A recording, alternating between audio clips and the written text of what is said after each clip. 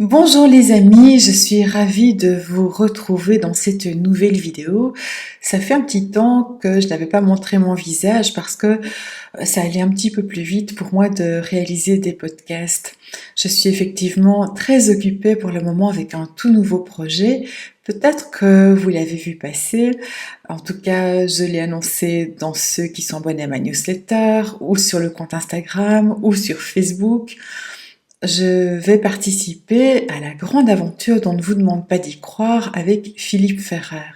Philippe Ferrer a créé sa chaîne il y a quelques années et il a vraiment un grand nombre d'abonnés qui suivent ses émissions qui sont passionnantes depuis le début d'ailleurs. Il a invité des médiums, des magnétiseurs, des gens vraiment de tout genre dans le milieu de la spiritualité qui partagent leurs témoignages et qui nous font part de leurs pratiques. J'ai vraiment eu le grand honneur d'être son invité il y a une dizaine de mois. Alors aujourd'hui, Philippe a grandi sa chaîne et il a demandé à 7 nouvelles personnes de participer en ayant chacun notre créneau, donc puisque j'en fais partie aussi, nous avons chacun un créneau pour présenter une émission sur un thème qui nous est cher. Alors celui que j'ai choisi de développer sur sa chaîne, ça s'appelle Art TV, c'est le nom de mon émission, Art TV Sandrine Dupuis, et je vais donc interviewer des personnes du monde de l'art, de tout type d'art. Il y aura des peintres, des musiciens, des poètes, des artisans d'art aussi, ou des personnes qui ont vraiment un talent particulier. Et tout cela va être traité sous l'angle de la non-dualité, puisque c'est ma pratique. Alors, ça ne veut pas dire que tous les intervenants partagent ce point de vue, et d'ailleurs, libre à eux d'expliquer leur parcours et leur manière de voir les choses. Mais en tout cas, par rapport à cette émission, eh bien, je crée des ateliers en ligne auxquels vous pouvez vous inscrire si vous le souhaitez. Donc, je vous invite d'une part à aller voir les émissions sur la chaîne de Philippe Ferrer, On ne vous demande pas d'y croire. Les miennes, c'est le mardi à 20h, mais presque tous les jours, il y a quelque chose de toute façon avec l'un ou avec l'autre et je vous laisse vraiment le plaisir de la découverte. Pour ce qui est des ateliers de créativité et de non-dualité, évidemment, c'est sur mon site que vous allez les retrouver. Donc, je vous invite à vous rendre sur le site, à regarder ce qui s'y trouve, et puis à choisir ce qui vous intéresse et à vous y inscrire.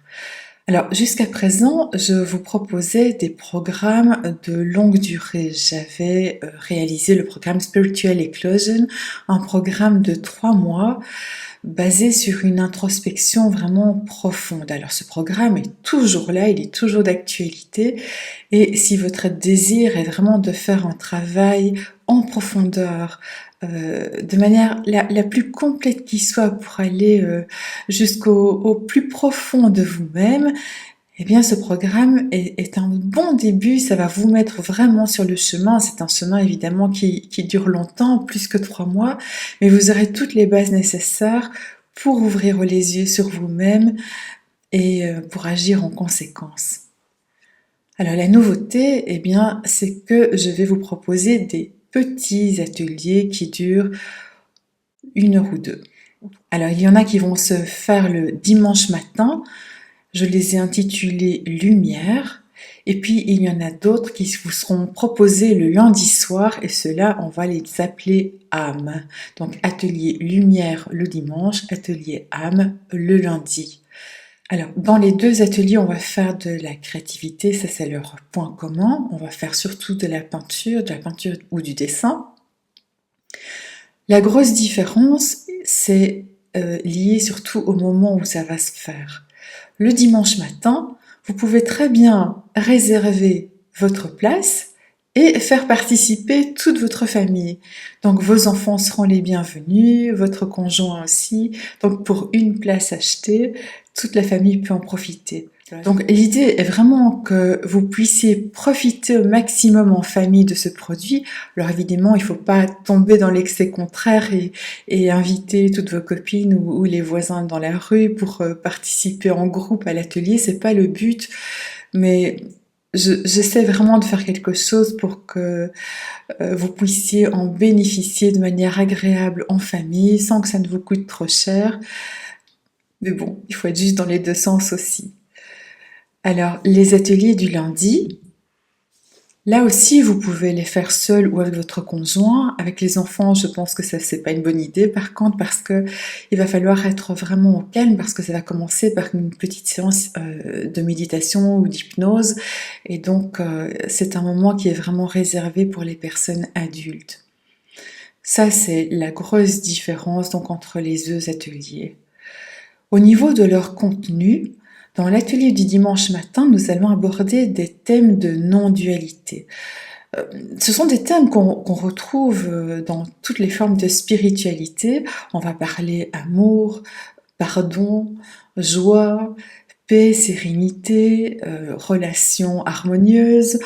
On va parler vraiment de tous ces sujets-là, mais avec la vision de la non-dualité.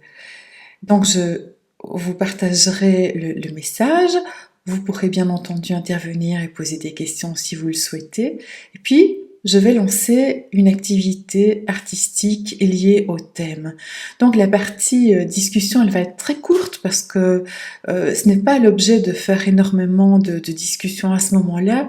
Si c'est ce que vous souhaitez, alors inscrivez-vous à la formation de 3 mois longue durée où là vous recevrez des tas de vidéos, de PDF, de choses à expérimenter par vous-même. Il y a 120 étapes dans ce programme, donc c'est assez conséquent. Ici, ça va être beaucoup plus léger. Et l'idée est que la pratique artistique vous amène à ressentir ce dont on parle. Pour une exploration plus profonde, c'est pas le lieu, c'est pas le moment, mais vous aurez les bases pour au moins être dans le ressenti et dans l'accueil de ce dont on parle. Ça, c'est pour le dimanche matin. Le lundi soir, on va plutôt faire des peintures de type intuitive au sujet de ce que l'on peut appeler le portrait de notre âme. Le portrait de notre essence profonde aussi. Et je vous guiderai bien sûr pour accomplir cela. On fera aussi des réalisations par rapport à l'abondance dans notre vie. Alors pour tous ces ateliers, il n'y a pas besoin d'avoir de compétences particulières. Si vous n'avez jamais fait de peinture, jamais fait de dessin, franchement, c'est pas un problème du tout. Parce que le but n'est pas de faire du dessin académique, je ne vais pas vous apprendre les proportions, la perspective ou ce genre de choses. Ça va être beaucoup plus léger, beaucoup plus amusant, beaucoup plus expérimental. C'est vraiment un moment agréable à passer et peut-être que ça vous donnera l'envie d'apprendre aussi à dessiner, mais ça c'est un autre sujet et ce n'est pas le but de ces ateliers. Donc n'ayez crainte. Si vous n'avez jamais rien fait, ce n'est pas grave, vous allez découvrir. Et d'un autre côté, si vous êtes au contraire un artiste aguerri, que vous connaissez toutes les techniques et que vous savez déjà très bien dessiner, eh bien cet atelier vous est quand même ouvert. C'est pas un problème non plus. Parce que là, c'est peut-être l'inverse, vous allez devoir lâcher tout ce que vous savez, tout ce que vous avez appris, tout ce que vous connaissez, pour vous ouvrir à une autre dimension qui est beaucoup plus intérieure et qui n'a rien à voir non plus avec les techniques apprises. Donc c'est vraiment ouvert à tout le monde. Le petit conseil, c'est que si vous le faites en famille, eh bien préparez bien tout le matériel avant que la séance ne commence. Enfin ça c'est valable pour tout le monde, mais encore plus s'il y a des enfants qui participent, faites en sorte que tout soit prêt pour eux, qu'ils ne viennent pas vous interrompre toutes les 2 minutes pour vous demander quelque chose, sinon là vous ne pourrez pas vous-même profiter correctement de cet atelier. Or le but si vous vous inscrivez, eh bien c'est que ce soit pour vous un moment particulier. Voilà, j'espère que je vous ai donné le goût, l'envie peut-être de découvrir cela. Alors, on peut s'inscrire pour une seule séance, on peut s'inscrire pour la séance du dimanche et du lundi, et on peut aussi choisir un abonnement de 4 séances à prendre dans les 6 mois. Alors quand tout ça bien lancé, si je vois que ça prend bien, eh bien, je vous proposerai sans doute des abonnements plus conséquents ou à l'année. Enfin, ça, on en reparlera plus tard. On va toujours commencer comme ça. Je suis ouverte à toutes vos suggestions, à toutes vos remarques. Tout ça, c'est toujours le bienvenu pour aider à améliorer les choses et les contenus. Voilà. Alors, pour terminer, je vais vous introduire ici une petite vidéo que j'ai tournée avec le matériel de base à préparer pour participer à ces ateliers. Vous allez le constituer au fur et à mesure, ne vous précipitez pas dans un magasin pour avoir absolument tout. C'est vraiment des choses de base que vous allez certainement trouver à la maison ou dans des anciens articles ayant appartenu à vos enfants. Prenez ce que vous avez, prenez ce dont vous disposez, un petit minimum de quelques tubes de gouache ou de peinture acrylique, ça oui, quelques pinceaux, et évidemment l'eau et les gobelets, ce genre de petites choses. Pour le reste, c'est vraiment très secondaire. Donc regardez jusqu'au bout cette vidéo, voyez ce dont vous aurez besoin dans les semaines à venir, constituez tout cela à l'aise et je me réjouis vraiment de vous retrouver lors de ces ateliers qui vont être réalisés dans la bienveillance, dans la joie, dans l'amusement, avec beaucoup de légèreté, beaucoup de partage entre nous. Il y a une page Facebook qui existe, c'est un groupe en fait, un groupe qui s'appelle RTV Sandrine Dupuis. Vous pouvez bien sûr vous inscrire dans ce groupe et comme ça vous serez averti de toutes les émissions qui vont être proposées chaque semaine. Vous serez au courant des ateliers, vous serez au courant de toutes les petites nouvelles qu'il y a à partager entre nous et vous pourrez aussi laisser vos commentaires et bien entendu, vous pourrez y publier vos réalisations. Ça sera vraiment chouette de pouvoir les partager, que nous profitions tous des travaux des uns et des autres. Voilà. Si vous avez des feuilles de papier machine, des feuilles de brouillon, ça c'est très bien, mais vous pouvez aussi utiliser du papier à tapisser, soit des restes que vous avez, ou alors vous achetez carrément un rouleau et vous pourrez ainsi couper des grandes feuilles qui nous seront bien utiles pour libérer le mouvement dans des grands formats. On peut aussi récupérer des cartons d'emballage, vous découpez des formats divers, et ça peut être vraiment utile pour ça ou pour des collages aussi quand il nous faudra de l'épaisseur. Alors ici, on a un matériel acheté comme du papier dessin assez épais. Et je vous propose aussi de garder les fonds de blocs de feuilles. Ce sont des cartons rigides qui sont très intéressants aussi à utiliser.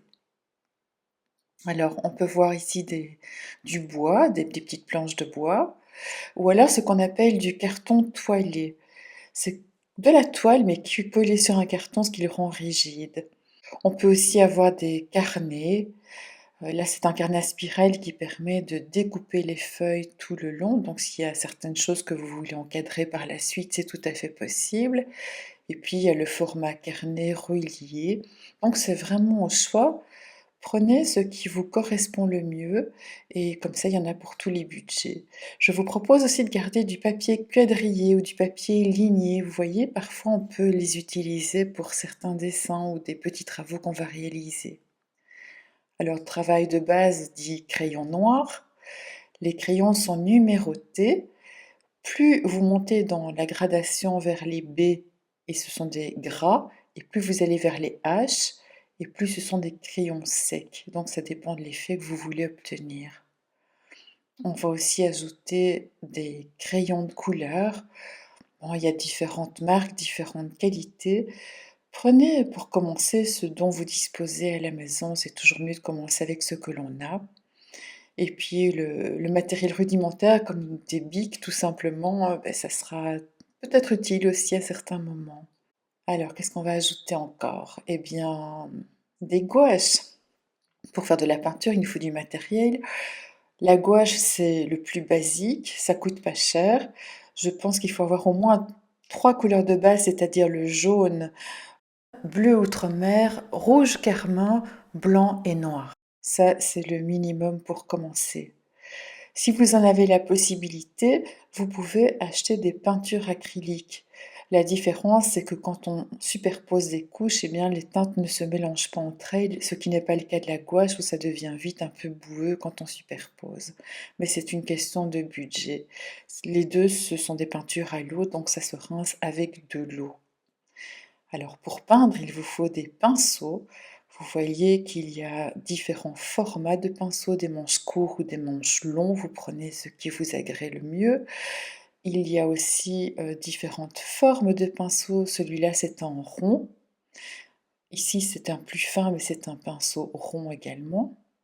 Ça vous permet de faire des détails. Celui-là, c'est ce qu'on appelle un langue de chat avec un bout légèrement arrondi. Moi, j'aime beaucoup ce genre de pinceau-là. Mais vous allez voir à l'utilisation, vous aurez vos préférences. Ici, ce sont des brosses plates, carrées. Le pinceau éventail qui permet de faire des dégradés, de flouter les peintures entre elles. Alors, bah oui, il y en a qui sont indiqués pour l'eau, watercolor ou l'acrylique, et puis sur d'autres, il est indiqué que c'est pour oil, l'huile. Alors, ceux pour l'huile peuvent convenir aussi pour les peintures à l'eau. Par contre, l'inverse n'est pas vrai. Les poils ne résistent pas au solvant quand ce sont des pinceaux destinés à la peinture à l'eau. Si vous utilisez de l'huile et de la térébenthine et du white spirit, ça n'ira pas. Alors, bien sûr, préparez une palette, une assiette, un vieux carton, quelque chose pour mélanger vos peintures, des petits pots aussi, ça convient très bien. Alors là, vous avez une palette plutôt, un petit couteau professionnel ou alors un morceau de bois aussi pour mélanger certaines couleurs, du papier essuie-tout, des chiffons, des pots d'eau, vos vieux pâtes confiture seront très utiles pour ça. À présent, on va voir un matériel superflu, je vais dire. Si vous en disposez, c'est bien, mais sinon n'achetez pas. Donc voici de l'aquarelle. On va voir aussi des Posca, soit la vraie marque ou des marques secondaires. Ça, bon, bah, vous achèterez au fur et à mesure. Voici des feutres tout simples. Prenez vraiment ce dont vous disposez et achetez au fur et à mesure. Ça, ce sont des pastels. Il y a des pastels gras, des pastels secs. Vous pourriez aussi ajouter des encres. Regardez un peu ce que vous avez dans les tiroirs à la maison. Et puis, il y a des magasins où c'est vraiment pas cher. Là, je vous montre aussi un matériel de base, la règle, les ciseaux, le cutter, la colle, le papier collant, le scotch. Voilà de la colle blanche en plus gros pot. Donc tout ça nous sera bien utile aussi quand on va faire des collages, des découpes. Alors ça, c'est un ruban adhésif qu'on peut coller sur le papier et vous allez voir son utilisation. Je vais vous montrer comment on l'utilise ici sur ce carnet. Donc on déroule le ruban adhésif, on le colle sur le papier et l'avantage, c'est qu'il se décolle facilement sans abîmer le papier. Alors là, je l'utilise par exemple pour faire un cadre, plutôt que de mesurer à la latte en carré ou en rectangle, eh bien je mets de l'autocollant et puis je peux peindre. Et vous voyez qu'on ne doit pas faire trop attention au bord, même si on dépasse, c'est pas grave, c'est ça l'intérêt, parce qu'après on décolle et le bord est impeccable. Voilà l'utilité de ce collant. Vous en trouvez vraiment dans des magasins très très bon marché. Je pense à Action en Belgique, à la Foire Fouille en France. Dans ce type de magasin, vous trouverez des trucs vraiment très, très abordables au niveau du prix et la qualité est très chouette. Alors là, je vous montre des découpes que je fais de temps en temps dans des magazines et je vous incite à faire une collection. Gardez des magazines avec des photos, découpez des images de temps en temps, arrachez des pages qui vous semblent intéressantes, mettez tout ça dans une farde parce qu'un jour ça nous sera vraiment utile pour faire des collages. Voilà, on a vu un petit résumé du matériel. Autre petite chose qu'on peut ajouter, c'est tous les éléments naturels. Si vous ramassez des feuilles, des fleurs, que vous les faites sécher, des plumes, des petits cailloux, des coquillages, tout ça aussi c'est vraiment chouette à garder. Donc à partir de maintenant, prenez l'habitude de ne plus autant jeter, conservez les petits bouts de fil, conservez des petits bouts de tissu, tout ce que vous trouvez. Et on finira bien par les utiliser un jour.